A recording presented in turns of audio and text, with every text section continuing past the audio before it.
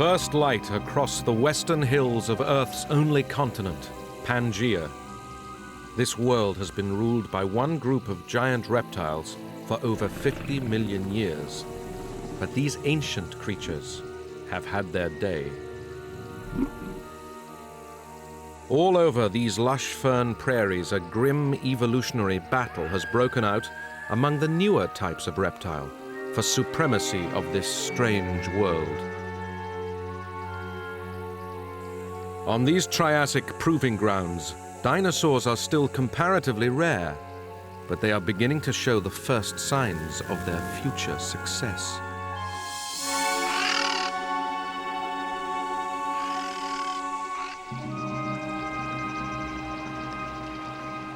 It is the end of the wet season, and the local river is full, but it will not remain this lush, and ahead lies 9 months with no rain.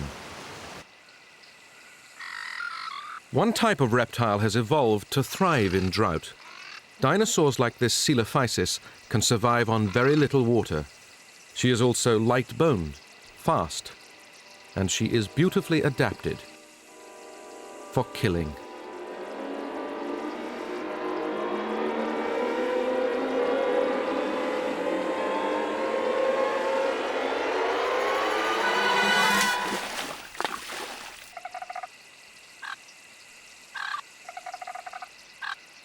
Dinosaurs first appeared around 10 million years before as small predators, but what makes them unique is special hips and ankles that allow them to stand perfectly balanced on 2 legs.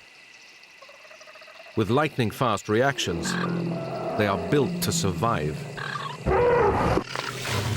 A growing chorus of calls signals the arrival of a huge herd of Placerias. They are making their way down from the fern scrubland for their morning drink.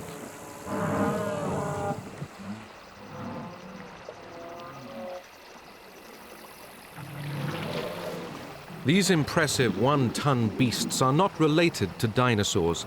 They are a much more ancient type of reptile.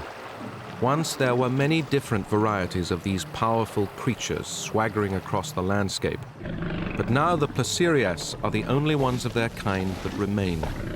They are an endangered species. Despite their fearsome appearance, they are actually gentle herbivores. Their tusks are used for digging up roots.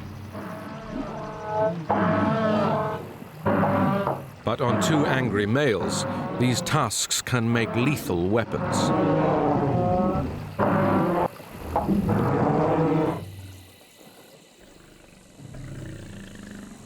For the swift Coelophysis, Placerias are prey. This young female targets the old and weak in the slow-moving herd.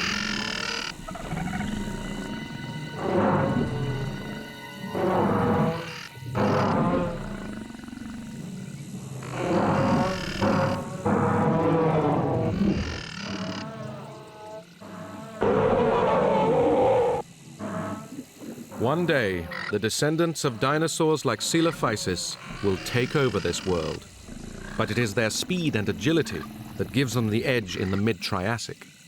A year has passed since the sauropodlets fled into the denser part of the forest, and deep in a canyon, the little female grazes.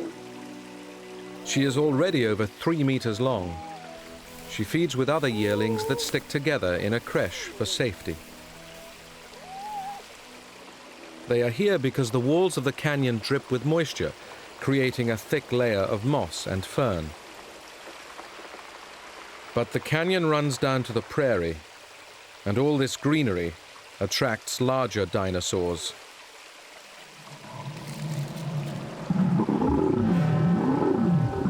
A 7-ton male Stegosaurus. He too is a herbivore, but very dangerous. The large plates on his back are primarily there for display. It is the meter-long spikes on his tail that make him so lethal. These he can wield with devastating effect, despite having a very small brain for his body size. The creche moves further down the canyon, away from the Stegosaurus.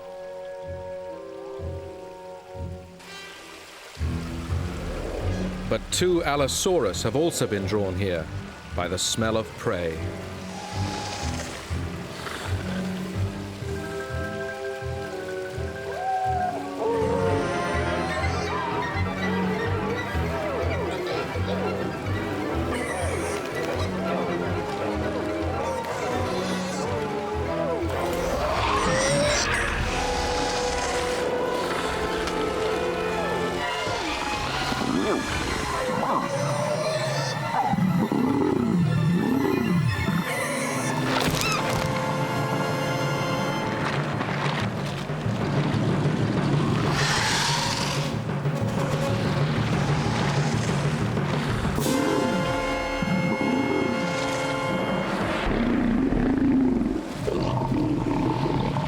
The Stegosaurus flushes blood into his plates, creating a frightening display of color.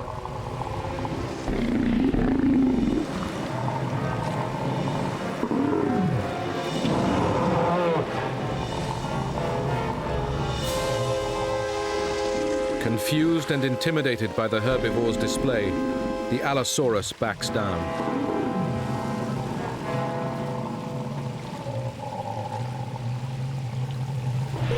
To the young Diplodocus, the other dinosaurs here are unfamiliar and huge.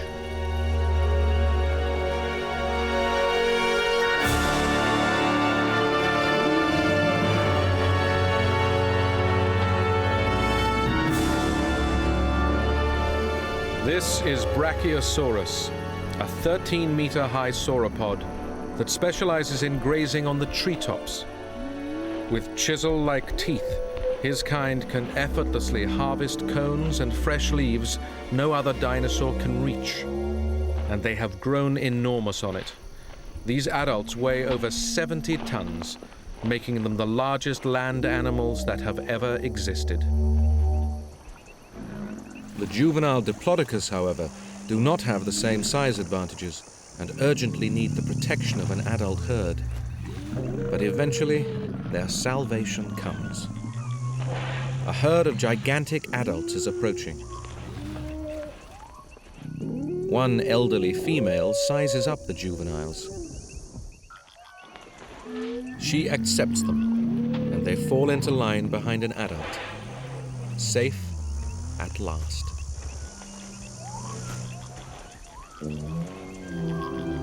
The herd of Diplodocus is now at full strength.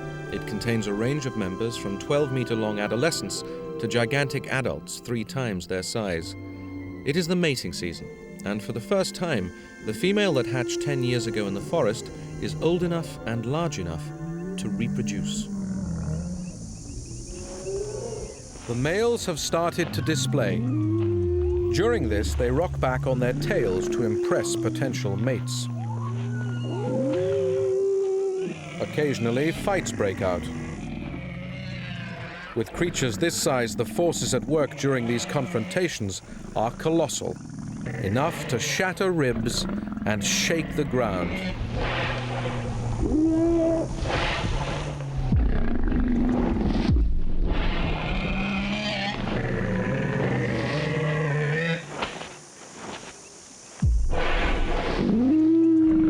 The victor wins the right to mate.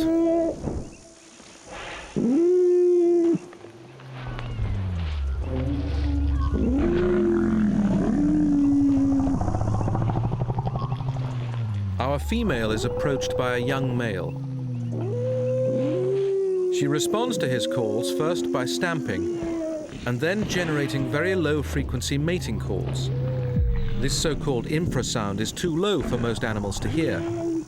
However, he picks these signals up through the ground and responds by walking close to her, rubbing his body down hers.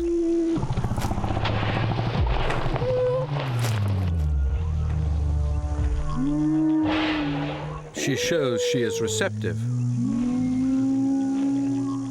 Mating is a dangerous activity for the female. She is going to have to carry at least an extra 10 tons on her back. As she has grown older, the vertebrae over her hips have become fused and reinforced to help her cope with this ordeal.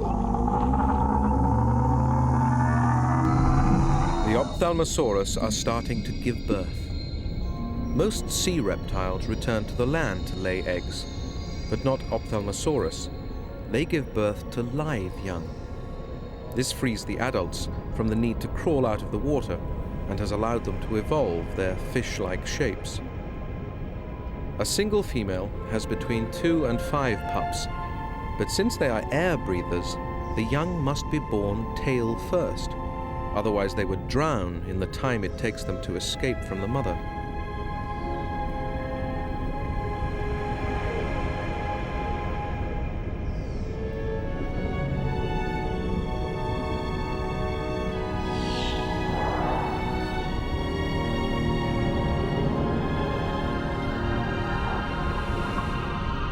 The newborn pups have just a few seconds to reach the surface and take their first breath.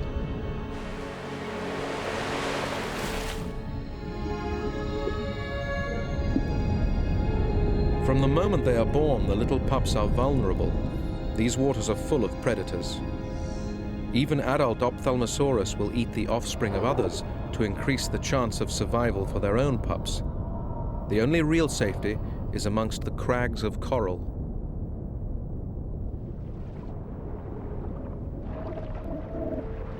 Birth is a dangerous time for the mothers too. This female is trying desperately to expel her unborn offspring. Fighting for air, she stays near the surface. Her struggles are a lure to sharks.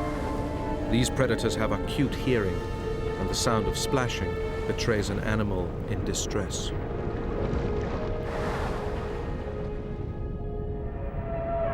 As perfectly evolved killing machines, sharks were patrolling the oceans long before marine reptiles appeared.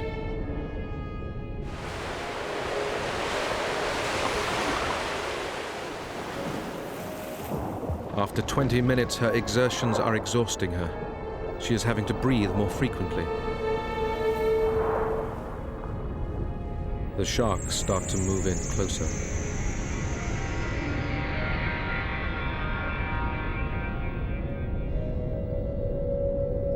Suddenly, something lurking in the gloom scatters the sharks.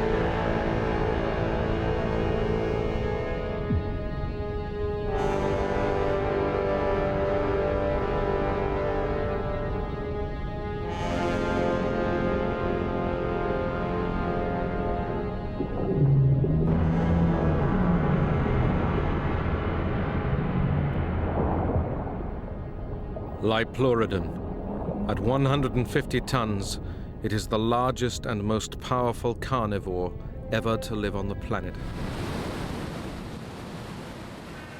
In the early Cretaceous, the movement of the continents is not only breaking up the giant northern and southern land masses, but it continues to push up sea levels.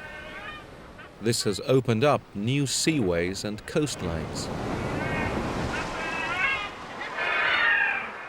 Where once there was solid land, now there are ragged cliffs, buzzing with a colorful abundance of flying reptiles called pterosaurs. Pterosaurs have filled the skies for 100 million years, and many species are now huge.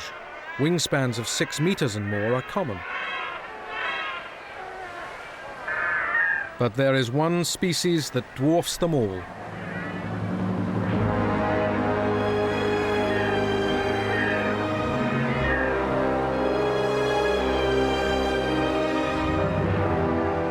He is Ornithocheirus, 12 meters from wingtip to wingtip, and a body bigger than a man's.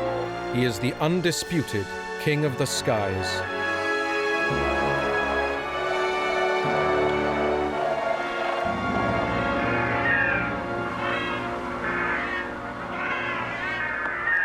This giant is over 40 years old.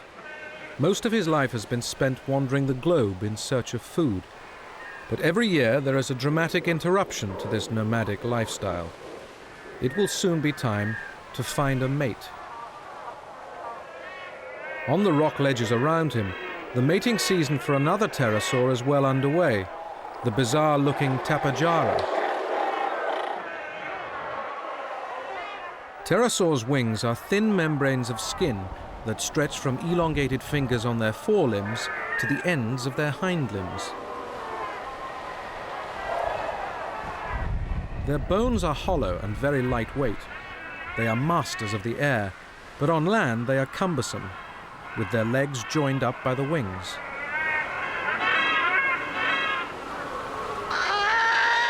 Squatting on all fours, the males try and claim a prominent area from which to display to the females above. They show off their colourful crests until one competitor backs down. A large crest is also a lure to the females.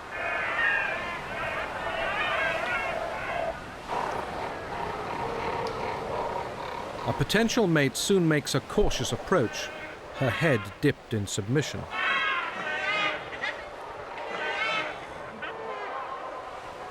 As in any competition, there are losers. Unable to secure himself a good display patch, this male is perilously close to a blowhole. Down here, he has little chance of attracting a mate.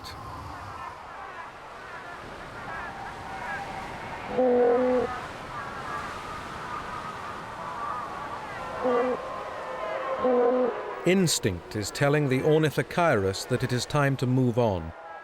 He must leave these shores and return to his breeding site in Europe, on the other side of the world. Next to the Ornithochirus, the birds look no bigger than insects. However, their tiny feathered wings are more resistant to damage than the skin membrane of the pterosaur, especially among the branches and twigs of dense forests. In the far future, the pterosaurs will surrender the skies to the birds.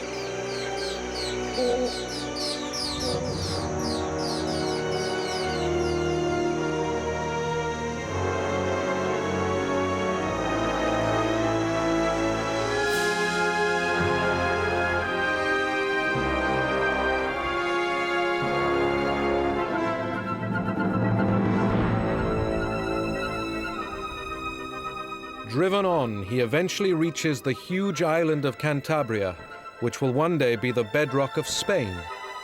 He is exhausted by his 14,000-kilometer journey. Ahead lies the mating ground. Every year of his adult life, he has returned to this same spot to mate. Already the beach is full of male Ornithochirus noisily competing for space.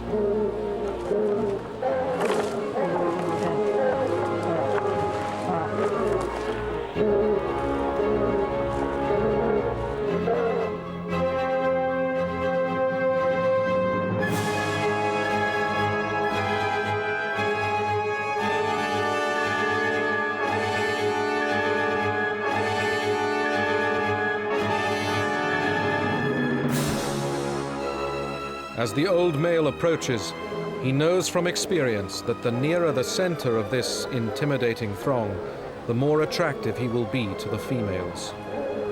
He heads straight for the dominant position he has occupied in previous years, right in the middle. But this time, he faces a challenge to his supremacy. Again and again he tries to land, but the males on the ground fend him off.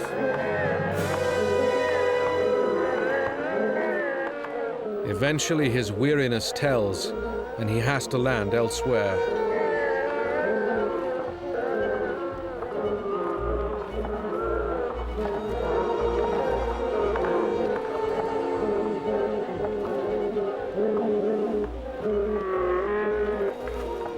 His position among the males has been usurped by younger animals. They advertise their vigor and size to warn off rival males and to attract females out of the air.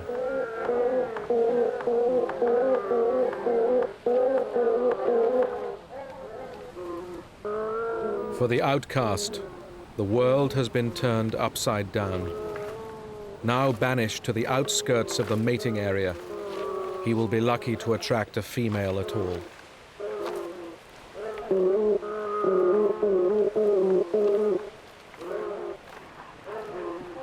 In the blistering heat of midday, his instincts force him to keep trying.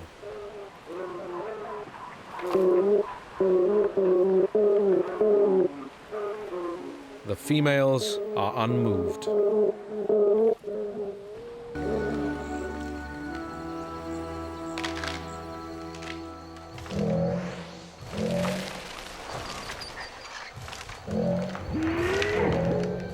Occasionally, some of these giant migrants get lost in the forest.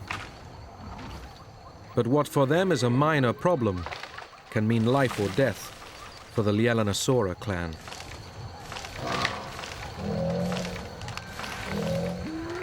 The noise these huge herbivores make prevents the Lielanosaurus sentry from hearing other, more threatening sounds.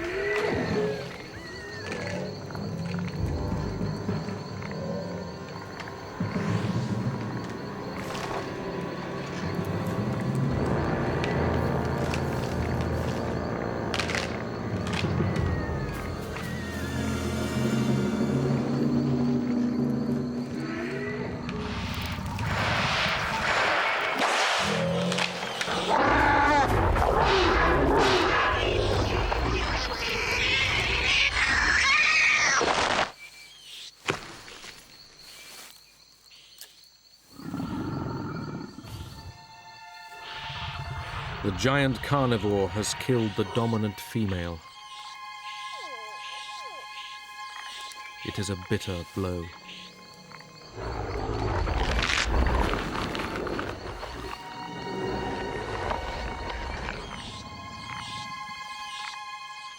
Winter is coming, and without a lead female, there will be tension in the clan.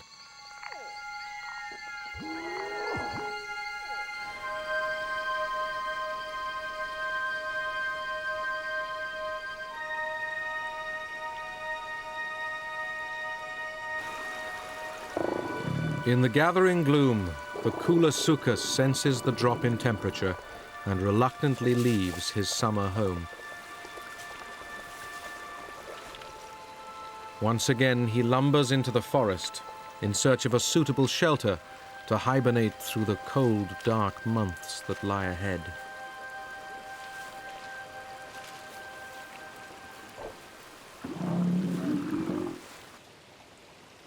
The low light also triggers a change in the forest plants.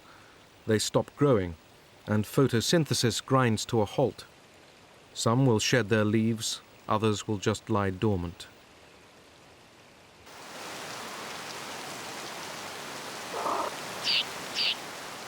The Lielanosaura now have to work extra hard to find food, searching for fungus and nutritious roots beneath the forest floor. At this time of year, their survival strategy is to move to the heart of the forest, where it rarely freezes, and to keep active to maintain their body temperature. But as the clan gathers round a waterfall, it is clear that the summer predators have taken their toll. Only one hatchling has survived, and they still have no lead female. Out on the lava flows, a group of Anatta Titan wanders between islands of greenery.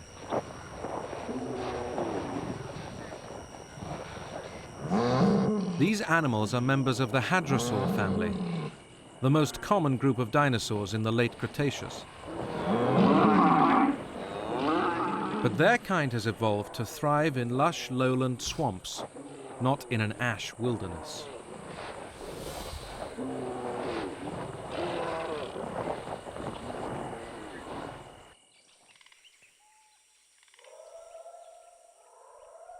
Three days have passed. The Triceratops carcass has been stripped, and the female Tyrannosaurus is beginning to tire of her mate.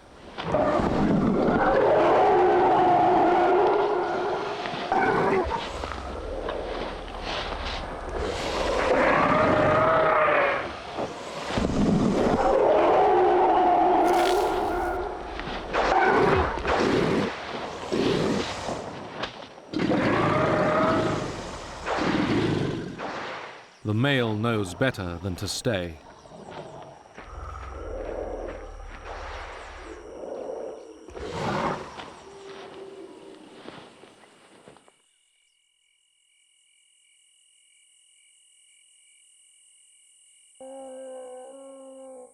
Gliding in from the coast, a magnificent pterosaur, Quetzalcoatlus, is hunting for food.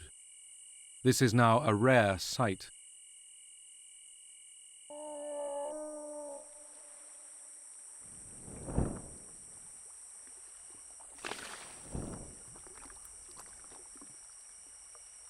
For the last 20 million years, these flying reptiles have been in decline. Now these 13-meter giants are the only ones left, and this is a dangerous place to be. 1-ton crocodiles live in the lake, and one could easily drag the delicate glider to his death.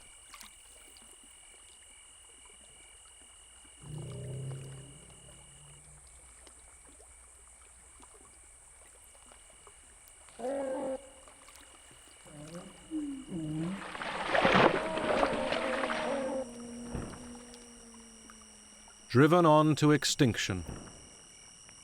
The skies of the future belong to the birds that already flourish around him.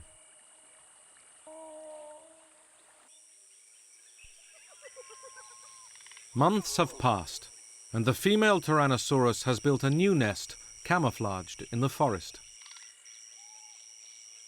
Mother keeps watch. For the full 2 months of the egg's incubation, she will not leave her station or even eat. She knows her nest is a magnet to scavengers, like this dromaeosaur.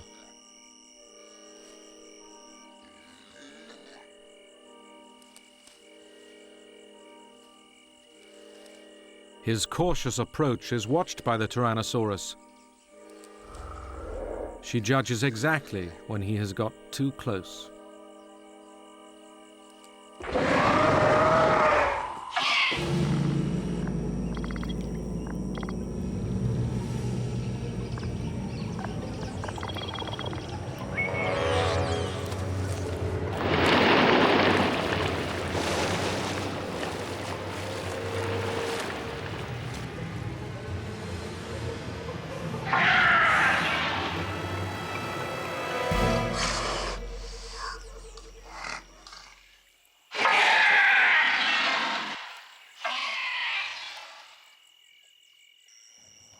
One dinosaur that specializes in defense is the extraordinary Ankylosaurus. They are evolved to withstand attack even from giant predators like Tyrannosaurus. At 7 tons, Ankylosaurus are so heavily armored that even their eyelids are hardened. And if that wasn't enough, they have a formidable club on the end of their tails. But sadly, not even these magnificent creatures have any defense against the natural forces that are suffocating their world.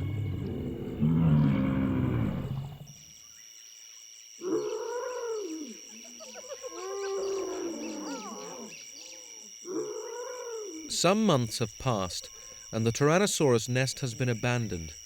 There is no longer any sign of the protective mother, only a Didelphodon busily burrowing into the side.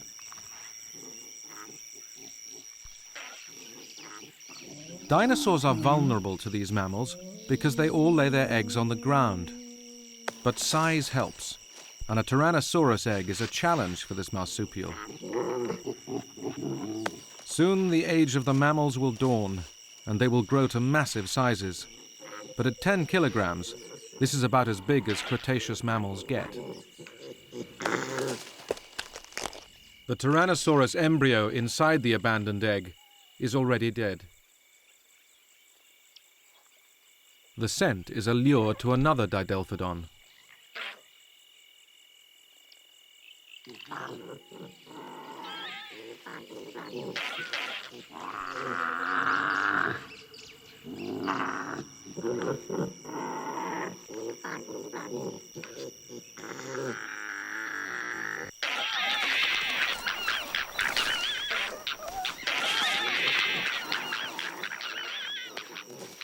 Many dinosaur embryos are not surviving in this volcanic environment because acidic pollution is preventing their eggshells from forming properly.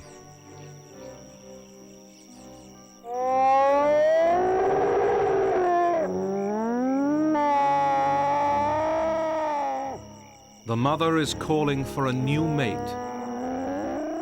Tyrannosaurus have huge territories of hundreds of square kilometers. Her challenge is to attract a wandering male. She may have to call like this for weeks.